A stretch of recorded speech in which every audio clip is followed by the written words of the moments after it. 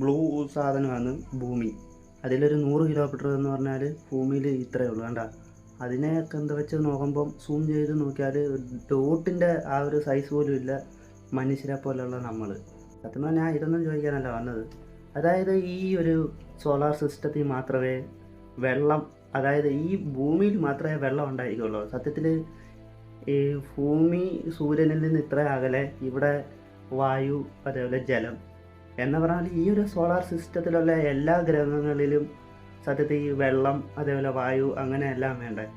മറ്റൊരു സോളാർ സിസ്റ്റത്തിൽ ഓക്കെ, അത് അവിടുത്തെ സെറ്റപ്പാന്ന് പറയും. പക്ഷേ ഇവിടെ ഉള്ള ഗ്രഹങ്ങളിൽ എല്ലാം വെള്ളം വേണ്ട. അതായത് മറ്റ് ഗ്രഹങ്ങൾ നമ്മുടെ ഭൂമിനെ കാട്ടി പിന്നെ പുറകിലോട്ടുള്ള ഗ്രഹങ്ങൾ, അതായത് സൂര്യൻ്റെ അടുത്തല്ലാതെ പുറകിലോട്ടുള്ള ഗ്രഹങ്ങളിൽ അവിടെ തണുപ്പ് കൂടുതൽ വരിക, അതേപോലെ ആ തണുപ്പ് സൂര്യൻ്റെ ചൂട് കൊണ്ടിട്ട് മെൽറ്റാകുക, അപ്പം വെള്ളമായില്ലേ.